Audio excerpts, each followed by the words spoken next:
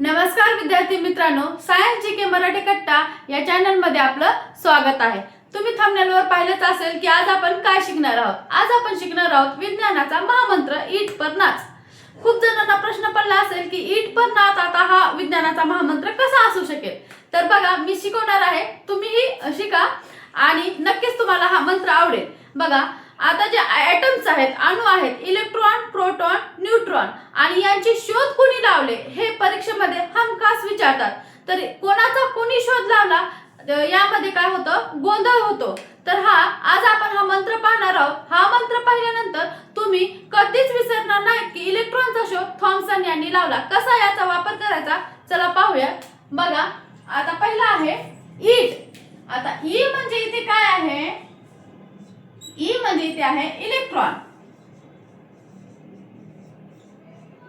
E means electron.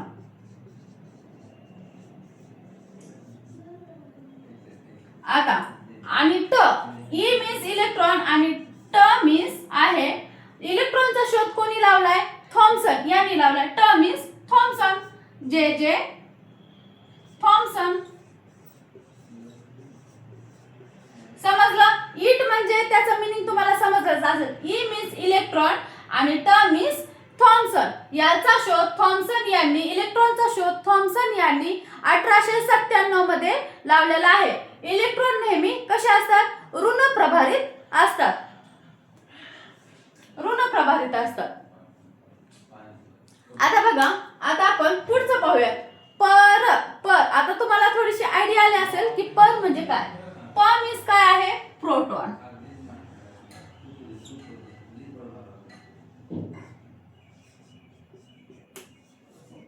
Proton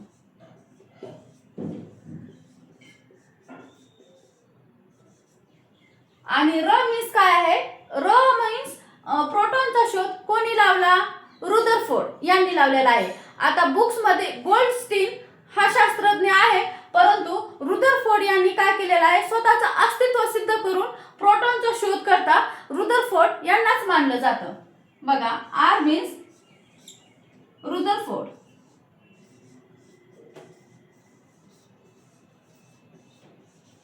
तर समजलं, पर means काय, प means proton, R means Rutherford. आता नाच शेवटचा राहिलेला आहे, नाच। ना मीन्स समजलंच असेल तुम्हाला, ना मीन्स न्यूट्रॉन।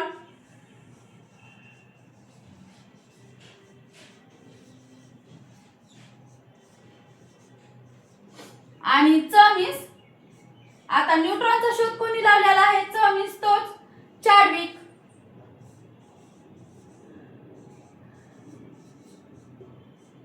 चॅडविक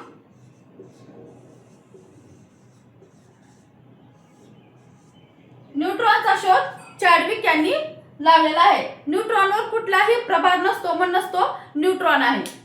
तर बघा, ईट पर नाच हा विज्ञानाचा महामंत्र तुम्हाला नक्कीच समजला असेल। ई मीन्स इलेक्ट्रॉन, ट मीन्स थॉमसन, प means proton, R means Rutherford, ना मीन्स न्यूट्रॉन, च मीन्स चॅडविक। म्हणजेच इथे काय आहे, इलेक्ट्रॉन, प्रोटॉन, न्यूट्रॉन आणि यांचे शोधकर्ते लक्षात ठेवण्यासाठी ही ट्रिक आहे। आणि ही ट्रिक तुम्हाला आवडली असेल तर नक्की कमेंट करा, लाईक करा, शेअर करा आणि चॅनलला नक्की सबस्क्राईब करा। असेच आपण सायन्सचे आणि जीकेचे छान छान ट्रिक्स पाहणार आहोत, त्यासाठी चॅनलला सबस्क्राईब करायला विसरू नका। आणि नेक्स्ट सायन्सचे कुठली ट्रिक तुम्हाला अवघड वाटते आणि कुठला चॅप्टर तुम्हाला शिकायला आवडेल नक्की मला कमेंट मध्ये कळवा। नक्कीच त्यावर मी व्हिडिओ बनवेन। भेटूयात नेक्स्ट माहितीपूर्ण व्हिडिओ मध्ये।